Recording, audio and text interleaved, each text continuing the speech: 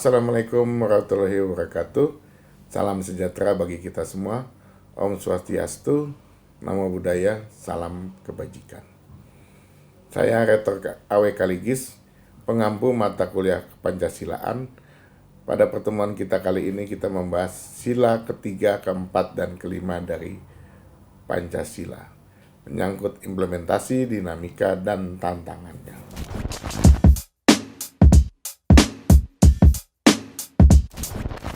Capaian pembelajaran mata kuliah Kepancasilaan ini ada 5. Pertama, mahasiswa memiliki pengetahuan dan sikap pentingnya Pancasila sebagai dasar negara yang memiliki akar sejarah dan sesuai karakteristik bangsa Indonesia. Kemudian kedua, mahasiswa menjadikan Pancasila sebagai pedoman yang diimplementasikan dalam kehidupan berbangsa dan bernegara serta kehidupan sehari-hari.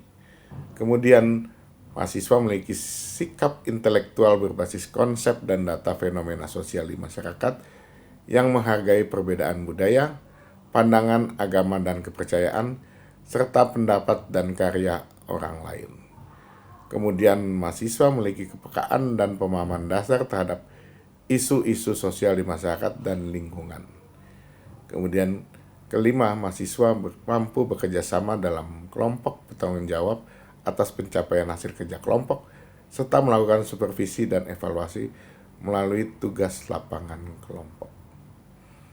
Nah, kemudian pertama kita membahas sila ketiga Pancasila, Persatuan Indonesia, dinamika, implementasi, dinamika, dan tantangannya.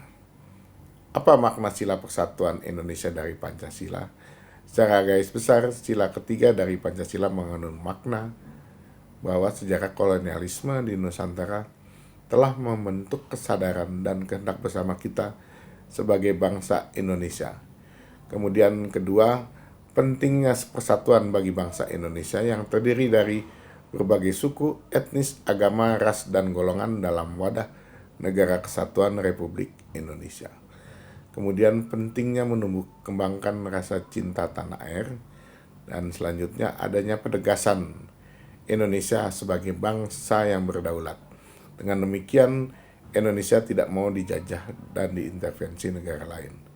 Kemudian ada usaha pembebasan dari penjajahan, kemerdekaan, kebangsaan, dan persatuan tercermin dalam pembukaan Undang-Undang Dasar 1945. Nah, sila ketiga Pancasila dalam pasal Undang-Undang Dasar 1945 antara lain ada pasal 1 ayat 1. Negara Indonesia ialah negara kesatuan yang berbentuk republik. Pasal 25. Negara Kesatuan Republik Indonesia adalah sebuah negara kepulauan yang berciri Nusantara dengan wilayah dan batas-batas dan hak-haknya ditetapkan dengan undang-undang. Kemudian pasal 30 ayat 1. Tiap-tiap warga negara berhak dan wajib ikut serta dalam usaha pertahanan dan keamanan negara. Pasal 32 ayat 1. Negara memajukan kebudayaan nasional Indonesia di tengah peradaban dunia dengan menjamin kebebasan masyarakat dalam memelihara dan mengembangkan nilai-nilai budayanya. Kemudian ayat 2, negara Indonesia menghormati dan memelihara bahasa daerah sebagai kekayaan budaya nasional. Adapun implementasi sila Persatuan Indonesia, contohnya cinta tanah air, yang diwujudkan dengan tindakan nyata, seperti berusaha berprestasi untuk memajukan bangsa dan negara, kemudian tidak korupsi dan melakukan upaya pencegahan korupsi karena merugikan negara, membela negara melalui wajib militer jika negara membutuhkan, jika ada ancaman fisik pihak luar. Kemudian mengutamakan kepentingan bangsa ketimbang kepentingan golongan, apalagi kepentingan pribadi. Kemudian menolak separatisme dan terorisme.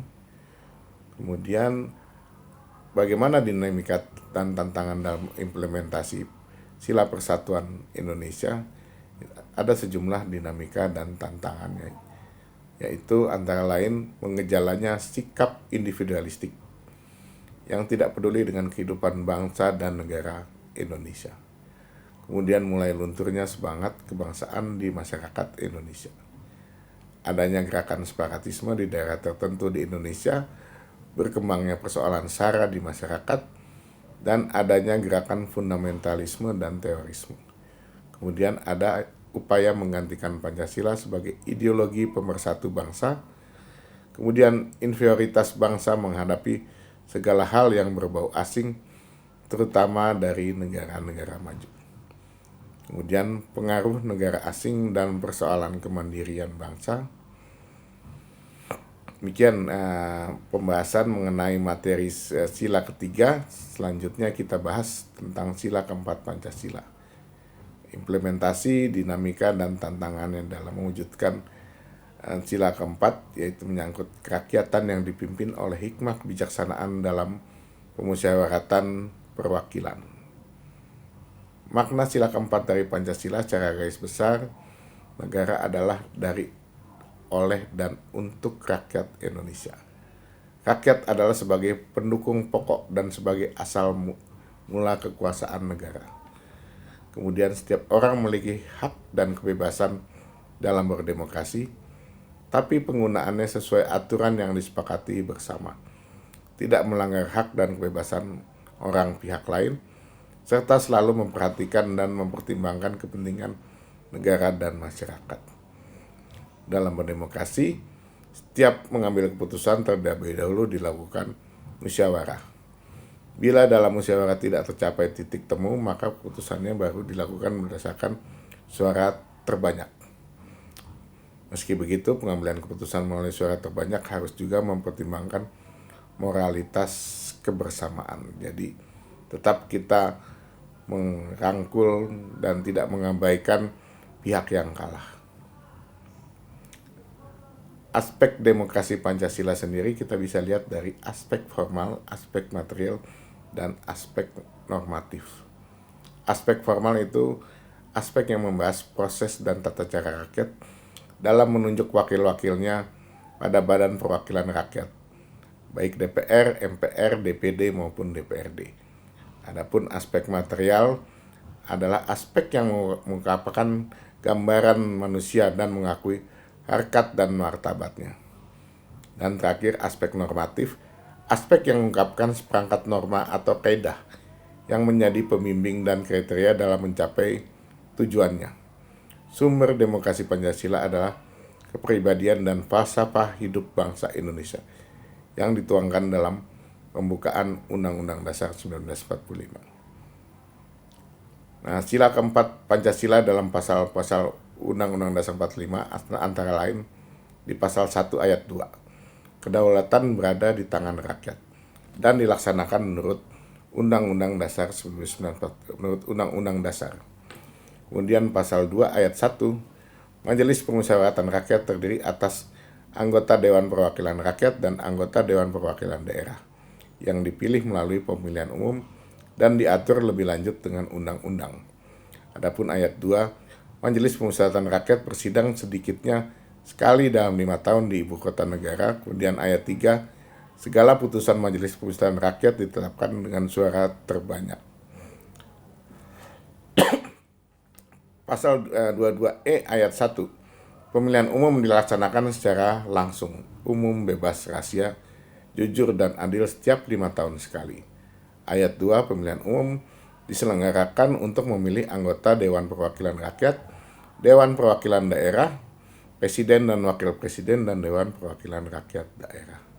Kemudian pasal 28, kemerdekaan bersikap dan berkumpul menggunakan pikiran dan dengan lisan dan tulisan dan sebagainya ditetapkan dengan undang-undang. Nah, implementasi sila kerakyatan yang dipimpin oleh hikmat kebijaksanaan dalam pemusyawaratan perwakilan, contohnya adalah dalam organisasi kita harus mengedepankan musyawarah dalam mengambil keputusan. Jika tidak mencapai titik temu, kita baru mengambil keputusan berdasarkan suara terbanyak dengan tetap memperhatikan kebersamaan dalam organisasi. Kemudian menghargai hak dan kebebasan orang lain untuk menentukan pilihan politik dan tidak melakukan diskriminasi. Kemudian kita juga penting berpartisipasi aktif dalam pemilihan kepala daerah, pemilu legislatif, dan pemilihan wakil presiden, dan wakil presiden Republik Indonesia, serta menghormati siapapun pemenangnya. Kemudian kita juga perlu berpartisipasi aktif dalam mengontrol kebijakan pemerintahan baik di daerah maupun pusat dan memberikan masukan yang konstruktif. Adapun dinamika dan tantangan dalam implementasi sila keempat antara lain mengejalanya sikap dan tindakan saling mencela terhadap perbedaan pilihan politik di masyarakat, baik di lapangan maupun di media sosial. Perkembangannya persoalan SARA di masyarakat yang membuat upaya kebersamaan dalam berdemokrasi menjadi terganggu.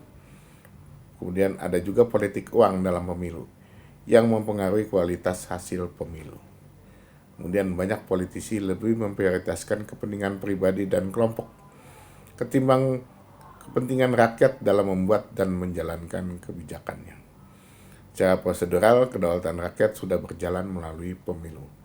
Tapi secara substansi, kedaulatan rakyat belum benar-benar ditegakkan karena berbagai kebijakan pemerintah daerah hingga pusat tidak sepenuhnya atau belum sepenuhnya berpihak pada rakyat. Nah, demikian sila keempat. Selanjutnya kita bahas tentang sila kelima, Pancasila, yaitu menyangkut keadilan sosial bagi seluruh rakyat Indonesia, implementasi, dinamika, dan tantangannya.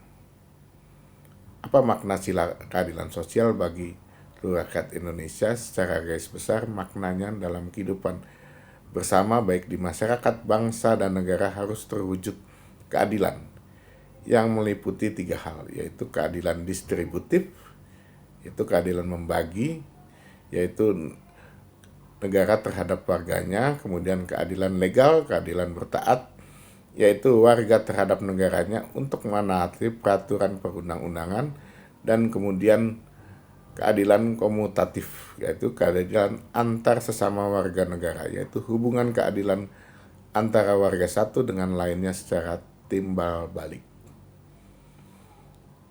Nah, sila kelima Pancasila dalam pasal Undang-Undang Dasar 1945 itu antara lain pasal 23 ayat 1. Itu menyangkut anggaran pendapatan dan belanja negara sebagai wujud dari pengelolaan keuangan negara ditetapkan setiap tahun dengan undang-undang dan dilaksanakan secara terbuka dan bertanggung jawab untuk sebesar-besarnya kemakmuran rakyat. Pasal 28H ayat 1. Setiap orang berhak hidup sejahtera lahir dan batin, bertempat tinggal dan mendapatkan lingkungan hidup baik dan sehat, serta berhak memperoleh pelayanan kesehatan. Ayat 2. Setiap orang mendapat kemudahan dan perlakuan khusus untuk memperoleh kesempatan dan manfaat yang sama guna mencapai persamaan dan keadilan. Kemudian ayat 3. Setiap orang berhak atas jaminan sosial yang memungkinkan pengembangan dirinya secara utuh sebagai manusia yang bermartabat. Adapun ayat 4, setiap orang berhak mempunyai hak milik pribadi dan hak milik tersebut tidak boleh diambil alih secara sewenang-wenang oleh siapapun. Pasal 31 ayat 1, setiap warga negara berhak mendapat pendidikan. Ayat 2, setiap warga negara wajib mengikuti pendidikan dasar dan pemerintah wajib membiayainya. Kemudian pasal 33 ayat 1, perekonomian disusun sebagai usaha bersama berdasar atas ajas kekeluargaan. Ayat 2, cabang-cabang produksi yang penting bagi negara dan yang menguasai hajat hidup orang banyak dikuasai oleh negara. Ayat 3, bumi dan air dan kekayaan alam yang terkandung di dalamnya dikuasai oleh negara dan dipergunakan untuk sebesar-besar kemakmuran rakyat. Ayat 4, perekonomian nasional diselenggarakan berdasar atas demokrasi ekonomi dengan prinsip kebersamaan, efisiensi, berkeadilan, kelanjutan, luasan lingkungan, kemandirian, serta dengan menjaga keseimbangan, kemajuan, dan kesatuan ekonomi nasional. Kemudian pasal 34 ayat 1 menegaskan tentang fakir, miskin, dan anak-anak terlantar dipelihara oleh negara. Ayat 2, negara mengembangkan sistem jaminan sosial bagi seluruh rakyat dan memberdayakan masyarakat yang lemah dan tidak mampu sesuai dengan martabat kemanusiaan. Ayat 3, negara bertanggung jawab atas penyediaan fasilitas pelayanan kesehatan dan fasilitas pelayanan umum yang layak. Terus bagaimana implementasi sila keadilan sosial bagi seluruh rakyat Indonesia. Berikut sejumlah contoh implementasinya. Upaya sesama anggota masyarakat untuk pemberdayaan komunitas kaum miskin di lingkungannya bisa dilakukan. Kemudian kita juga penting berperan aktif melaporkan adanya korupsi jika melihat dan atau memiliki bukti tindakan tersebut di lingkungan masing-masing. Kemudian kita juga harus berlaku adil kepada pihak lain meski pihak tersebut berbeda latar belakang sosial dan pilihan politiknya dengan kita.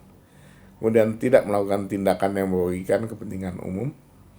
Kemudian meski belum merata, ada program beasiswa seperti bidik misi dari pemerintah bagi remaja kurang mampu untuk lanjutkan kuliah. Ada juga meski belum merata, ada upaya pemerintah untuk pemerataan infrastruktur hingga daerah 3T, terdepan, terpencil, dan tertinggal di Indonesia. Ini sudah berjalan banyak di berbagai tempat ya, walaupun belum seluruhnya, tapi kemajuannya cukup pesat. Kemudian ada juga kredit usaha bagi usaha kecil.